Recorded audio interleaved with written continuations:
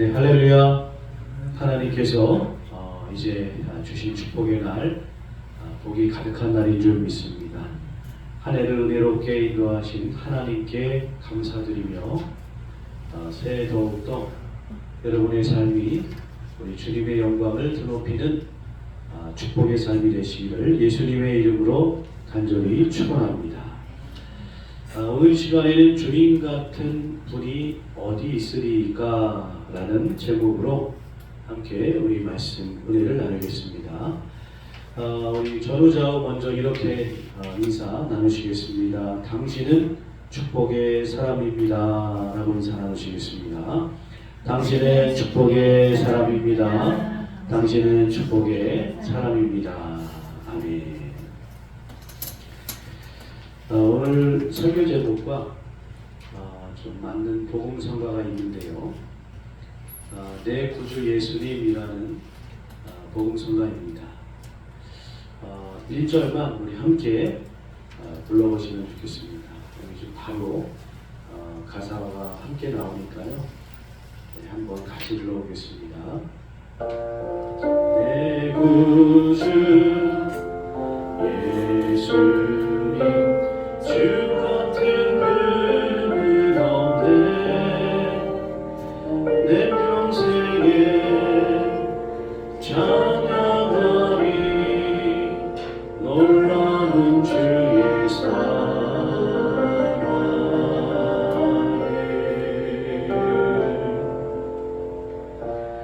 위로자 되시며 위로자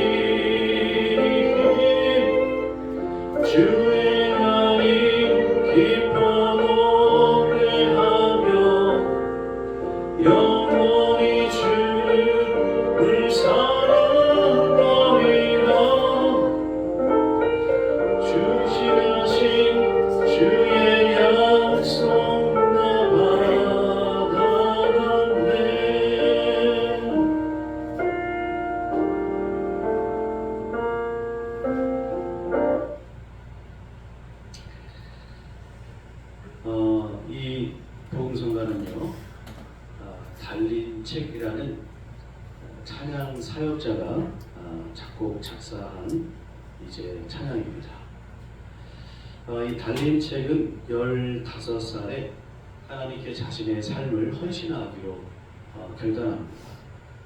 하나님께서 그녀의 헌신을 이제 받으셨음에도 불구하고 길이 열리지 않았습니다. 교회에서 이름 없는 찬양 사역자로 누구도 주목하지 않고 또 허드렛 일이나 하는 그런 도우미 같은 역할을 하고 있었다고 합니다. 그렇게 시간을 흘러 결혼도 하고 아이도 낳고 또 음악적인 재능이 있었음에도 불구하고 생계를 위해서는 어떤 광고나 이런 배경음악 작곡, 작사하는 그런 일을 하기도 했다고 해요. 삶은 변하는 것이 없었고 경제적으로 더 어려움이 임했다고 합니다. 어느 날 달린 책은 하나님께 항의를 하기 시작해요. 하나님, 제가 주님께 헌신하기를 결단하였는데 그때 주님께서 응답하셨잖아요. 근데 제 모습을 좀 보세요. 하나님, 저는 더 이상 이렇게 살고 싶지 않아요. 하나님을 원망하기 시작합니다. 깊은 좌절감에 빠져 있었던 그녀는 그래도 하나님 말씀을 떠들기 시작했어요. 시편의 말씀을 묵상하기 시작합니다. 그리고 깊은 하나님의 사랑을 깨닫게 됩니다. 그러면서 작사 작곡한 곡이 바로 내 구주 예수님, 주 같은 분은 없네. 이 찬양을 시작으로요, 수많은 복음성가를 작사 작곡했고 필성 찬양 사역자로 전 세계적으로 이름을 알린 찬양 사역자로 쓰임 받고 있습니다. 여러분, 사람은 누구나 인생의 어두운 시기가 있어요. 그 어두움의 정도는 사람마다 다를 수도 있습니다. 누가 더 깊고 누가 더 어두우냐? 우리는 그것을 경쟁하는 것이 아니라 그 어두움의 시간에 하나님을 어떻게 만났느냐, 이것이 중요하다는 것이죠. 여러분, 한번 이 시간에 내 인생의 가장 어두울 때가 언제였는가 한번 이렇게 생각을 해보시면 좋겠습니다. 그리고 지금의 내 모습을 한번 비교해 보시면 좋겠어요. 저도 말씀을 준비하면서 내 인생의 가장 어두운 때를 떠올려 봤습니다. 그리고 지금의 내 모습을 또 비교해 봤어요. 그랬더니 너무나도 많이 하나님의 사랑 가운데 살고 있는 것을 깨닫게 되었습니다. 여러분, 우리가 그 주님의 은혜를 생각할 때에 우리는 이런 고백을 할 수밖에 없습니다. 주님 같은 분이 어디에 있을까요? 우리들의 인생 속에 이렇게 지금도 깊이 들어오셔서 나를 너무나도 사랑하셔서 그것도 부족해서 아들까지 내어주신 하나님의 그 사랑, 여러분, 그 하나님 같은 분은 이 세상에 없다는 것입니다.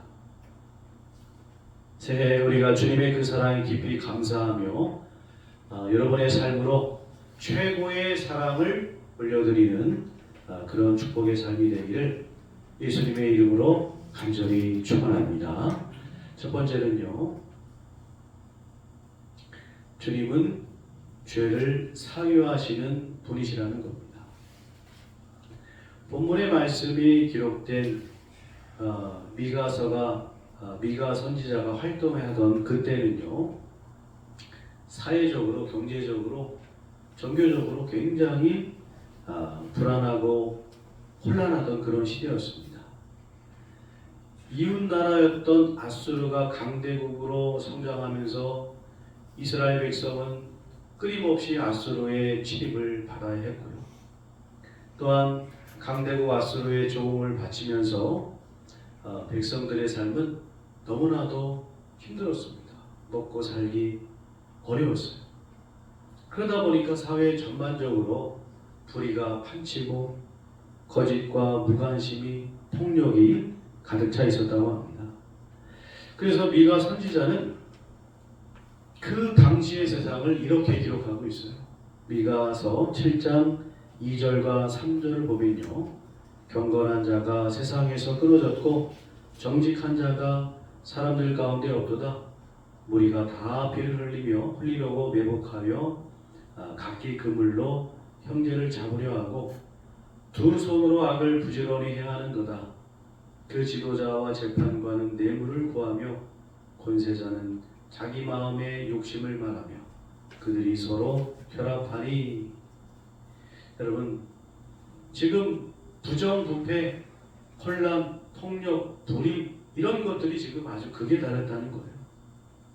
세상이 이러면 가정이라도 평안하면 좋을 텐데, 여러분, 가족끼리도 원수같이 지냈다고 기록하고 있어요. 물론 미가 선지자가 말한 것은 본질적으로 마지막 때에 이러한 일이 있을 것이다 라는 의미입니다만, 그러나 나라가 혼란스럽고 위태할 때, 여러분, 악이 판칠 때 가정 안에도 혼란과 어떤 불화가 일어나게 된다는 거예요. 6절 말씀을 이렇게 묵상하다 보니까 최근 우리나라의 상황과 좀 겹쳐지는 그런 마음이 임했습니다. 우리나라가 지금 그렇잖아요. 지금 너무나 큰 혼란 속에 봉착해 있습니다. 나라가 두 편으로 나뉘어서 싸우느라 정신이 없어요. 더군다나 얼마 전에는 어떤 목사님 얘기를 들어보니까 자식과 정치 얘기를 이제는 할 수 없어서 정치 얘기만 꺼내면 막 자식과 싸우게 된다는 겁니다. 그래가지고 이제는 정치 얘기를 못하겠다. 정치 때문에 막 싸운다는 거예요. 어떤 신문 기사를 보니까 부부간에도 이런 이념으로 가정 안에 부부싸움이 많아졌다고 합니다. 이런 일들을 보고 있으면 참 우리나라에 소망이 있을까? 이런 생각, 이런 참 나쁜 마음도 들게 되더라는 거죠. 여러분, 그러나 아마 미가 선지자가 살았던 이 시대는 더 지금보다 혼란스러운 때가 아니었을까? 그럼에도 불구하고 미가 선지자는 소망을 바라보았다는 겁니다. 어떻게 소망을 가질 수 있었을까요? 미가서 7장 7절의 말씀 함께 읽어보겠습니다. 오직 나는 여호와를 우러러보며 나를 구원하시는 하나님을 바라보나니 나의 하나님이 나에게 귀를 기울이시리로다. 아멘. 혼란한 때 여러분, 사람을 바라보며 사람에게 구한 것이 아니라 하나님을 바라봤다는 거예요. 여러분, 세상의 모든 혼란은 사실 죄로부터 기인합니다. 그리고 이 죄는 인간이 지은 죄로부터 또 비롯되는 것이죠. 혼란은. 그런데 이 죄를 해결할 분은 누구십니까? 오직 예수 그리스도밖에 없다는 거예요. 주님의 십자가 보혈로 인간의 인류의 모든 죄를 구원해 주셨다는 사실입니다. 그 사실을 깨달은 미가 선지자는 오늘 본문 18절에서 뭐라고 고백합니까? 주와 같은 신이 어디 있으리까? 라고 고백하는 거예요. 주님께서는 죄악과 그 기업에 남은 자의 허물을 사유하시며 라고 오늘 본문에서 미가 선지자가 말하고 있는 겁니다. 히브리어 원문을 보니까 사유하시며 라는 말을 이렇게 두 단어로 표현하는데요. 첫 번째는 히브리어 노세라고 되어 있는데, 이것은 죄 지은 것에 대해서 형벌을 내리지 않고 사면한다, 사면해준다, 이런 뜻이라고 합니다. 두 번째는 히브리어로 오베르인데, 이것은 죄악 자체를 말끔히 소멸하신다, 이런 뜻이라고 합니다. 그러니까 오늘 본문에서 말씀하고 있는 사유하시며 라는 뜻은 죄가 있음에도 불구하고 형벌 내리지 아니하시고 사면해 주시고, 그리고 그 죄악 자체를 완전히 소멸해 주신다 라는 이런 말씀이라는 것이죠. 여러분, 이런 세상에 우리가 말하는, 세상에서 말하는 우상, 세상에서 말하는 신 가운데 이런 신이 어디가 있습니까? 물론 세상의 신은 오직 하나님뿐입니다만, 그러나 여러분, 이렇게 우리의 죄를 용서하시고 사면해 주시고 우리의 죄를 소멸하시는 분은 오직 하나님 한 분밖에 없는 줄 믿습니다. 그렇기 때문에 우리는 하나님 믿은 것을 정말 축복으로 알고 기뻐해야 될 줄로 믿습니다. 여러분, 그러나 우리가 진리의 하나님을 믿은 기쁨에만 머물러서는 안 돼요. 거기서 더 나아가야 됩니다. 성도는 주님의 사명을 기억해야 될 줄로 믿습니다. 사도행전 1장 8절에 우리 주님께서는 뭐라고 말씀하셨습니까? 오직 성령이 너희에게 마시면 너희가 권능을 받고 예루살렘과 사마리아와 온 유대와 땅끝까지 이르러 내 증인이 되리라 하시니라 라고 말씀하셨어요. 우리가 주님께서 이렇게 우리를 구원하심을 기뻐하며 더 나아가 주님의 사명을 기억하여, 여러분이 복음의 진리가 우리 오늘 이 갑동 지역뿐만 아니라 이 지역을 넘어서 더 복음의 진리가 뻗어나가는 그 진리에 귀하게 쓰임받는 여러분이 되시기를 예수님의 이름으로 간절히 축원합니다. 두 번째는요, 주님은 진노를 오래 품지 않으시는 분이시라는 거예요. 여러분, 이런 신이 어디 있습니까? 성경 다음 1장 6절 말씀 함께 읽어보겠습니다. 누가 능히 그의 분노 앞에 서며 누가 능히 그의 진노를 감당하랴. 그의 진노가 불처럼 쏟아지니 그로 말미암아 바위들이 깨지는도다. 아멘. 하나님의 진노를 그 누가 감당할 수 있단 말이냐, 이런 말씀이죠. 노아 시대 세상에는 죄악이 만연했습니다. 사람들의 마음속에는 생각하는 것이 늘 악한 것뿐이었다라고 성경은 기록하고 있습니다. 그래서 창세기 6장 5절 6절에 보면 하나님께서 얼마나 그 사람의 지으심을 안타까워하셨는지 6절에 보니까 땅 위에 사람 지으셨음을 한탄하셨다고 말씀하고 있어요. 여러분, 저는 이 말씀을 볼 때마다 이런 생각이 듭니다. 하나님께서 후회하심으로 말미암아 온 인류의 홍수의 심판이 임하게 되었는데 하나님께서 진노하시면 도대체 어떤 일이 벌어질까? 여러분, 그럼에도 불구하고 우리가 살아가는 이 세상은 어떻습니까? 날마다 죄악이 더욱더 짙어지는 것 같은, 아니 더 짙어지고 있지 않습니까? 얼마 전에는 죄인데 죄가 아니라고 그렇게 말하는 그런 사건들까지 막 나타나기 시작하는 겁니다. 미국의 핵과학자회에서 지구 종말의 시계를 올해도 90초 전으로 이렇게 지구 종말 시기를 설정했다고 합니다. 그러니까 지금 우리가 살고 있는 이 세계는요, 물론 과학자들의 말이 100% 옳은 것은 아닙니다만 어쨌든 이렇게 위기에 봉착해 있다는 거예요.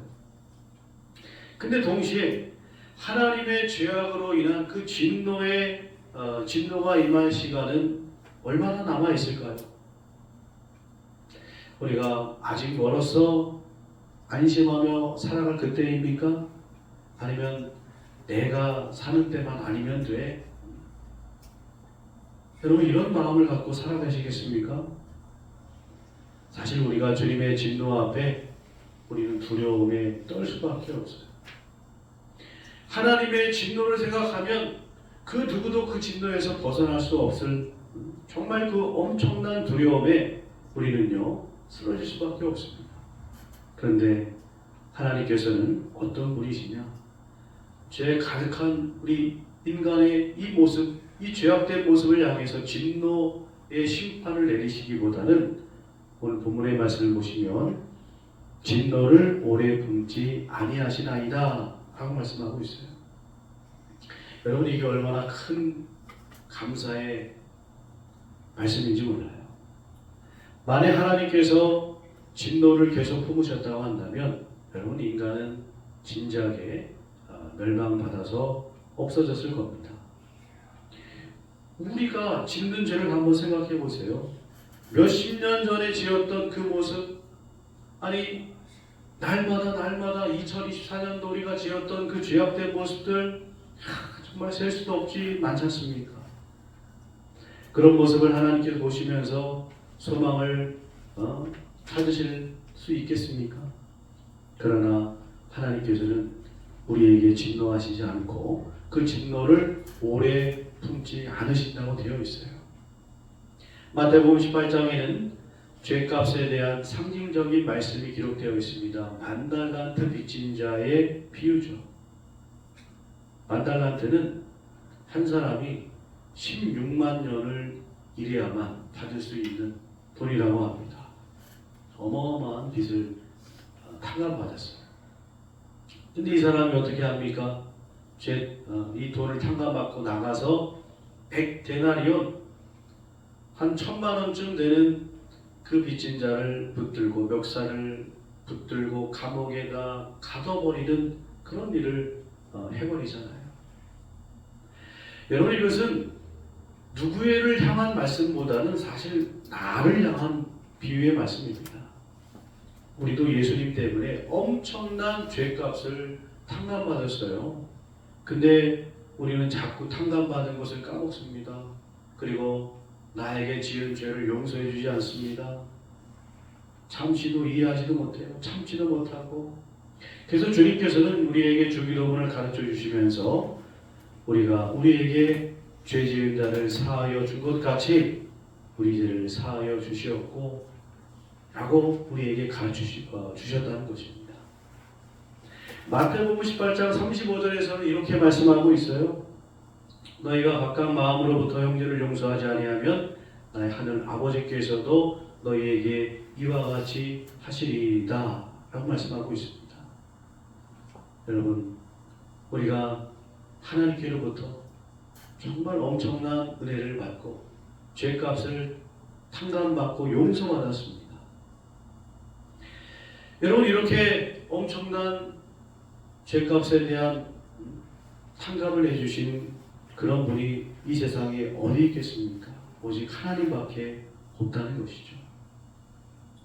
엄청난 빚을 탕감받은 우리도 그만큼 우리는 용서의 사랑을 베풀 수 없지만 그러나 하나님의 은혜에 보답하는 2025년도 새해가 되어서 용서하고 사랑하는 그런 우리 가덕교회가 되기를 예수님의 이름으로 간절히 축원합니다. 마지막 세 번째는 주님은 계속해서 우리를 사랑하시는 분이시라는 거예요. 본문 19절을 보면 아주 중요한 단어를 발견하게 됩니다. 그것은 다시라는 단어예요. 다시라는 단어 뭐냐면 전에 똑같이 죄를 지었지만 다시 하나님께서 우리를 긍휼히 여기셔서 우리를 용서해 주셨다 라는 그런 말씀이에요. 여러분, 용서라는 것, 그것도 다시 용서하는 것은요, 사랑이 없으면 불가능한 일입니다. 생각해 보세요. 나에게 해를 가한 사람 또 용서해 줄 수 있는 것, 여러분, 사랑이 아니면 사실 불가능하잖아요. 골로새서 3장 13절에서 14절 말씀을 보게 되면 바로 이 말씀을 우리에게 해주고 계십니다. 한번 같이 읽어보겠습니다. 13절 14절 같이 읽어보겠습니다. 누가 누구에게 불만이 있거든 서로 용납하여 피차 용서하되 주께서 너희를 용서하신 것 같이 너희도 그리하고 이 모든 것 위에 사랑을 더하라. 이는 온전하게 매는 딜이라. 아멘. 사랑을 더하라고 했어요. 용서하신 것 같이 우리도 용서하고 그리고 그 모든 것 위에 사랑을 더하라고 했습니다. 그래야 이것이 바로 온전하게 매는 띠라고 했습니다. 인종차별이 심했던 때입니다. 한 백인 신사가 집 앞에 앉아서 차를 마시고 있는데 어느 남루한 인디언이 그 집 앞을 지나가면서 너무 쓰러질 듯 걸어가면서 그 신사에게 제가 너무 배가 고픕니다. 빵을 좀 나눠주시면 안 되겠습니까? 그랬더니 백인 신사가 너에게 줄 빵은 하나도 없다. 그러자 이 인디언이 또 요청합니다. 그러면 브라콘만 나에게 좀 주십시오. 그랬더니 이 미국 백인 신사는 너처럼 천한 인디언에게 줄 물 한 모금은 없다 라고 잘라 말했습니다. 결국 인디언은 힘겹게 걸음걸음을 걸으면서 갈 길을 갔습니다. 얼마 후 이 백인 신사는 사냥을 가게 됐어요. 깊은 산 중에서 그만 길을 잃고 말았습니다. 그러면서 수많은 시간을 헤매면서 이제 배고프고 지치고 힘든 상황에 처하게 됐어요. 그리고는 결국 길바닥에 쓰러지고 말았어요. 그런데 그때 그곳을 지났던 한 인디언이 그 사람을 발견하게 됐습니다. 그리고 그를 구출해서 자기 집으로 안내해서 치료하고 먹을 것도 대접하고 감싸주었어요. 그 백인이 정신을 차리고 보니까 그때 내가 매몰차게 쫓아냈던 그 인디언이었다고요. 그 사람은 참 부끄러워서 어쩔 줄 몰라 하고 있었습니다. 그때 이대열이 그 사람에게 이렇게 말합니다. 당신이 얼마 전에 나에게 한 것처럼 내가 당신을 대했다면 지금쯤 당신은 이 산에서 죽었을 것입니다. 영혼을 사랑하고 생명을 사랑하는 마음이 없으면요, 여러분 이렇게 이 무례한 백인을 구해줄 수가 없는 거예요. 마찬가지입니다. 하나님께서 우리를 사랑해 주시지 않으셨다면 여러분 사실 무례한 나 같은 사람, 죄 많은 우리들이 하나님께 사함받고 긍휼히 여김을 받을 수 있었을까요? 오늘 본문 말씀 19절의 말씀을 다시 보십시오. 다시 우리를 불쌍히 여기셔서 우리의 죄악을 발로 밟으시고 우리의 모든 죄를 깊은 바다에 던지시리이다 라고 말씀하고 있습니다. 여러분 지금 우리가 살아가는 모든 순간순간은 하나님의 사랑의 결과인 줄로 믿습니다. 주님은 이런 분이십니다. 여러분 세상에서 내가 따라갈 사람 열심히 찾지 마시고 새해에는 기도하며 말씀 보며 성령 받아 정말 주님이 이런 분이시구나, 그 기쁨 속에 능력 있게 살아가는 우리 주님을 직접 만나 주님의 증인이 되는 우리 감동교회 모든 성도님들이 다 되시기를 예수님의 이름으로 간절히 축원드립니다. 기도하겠습니다.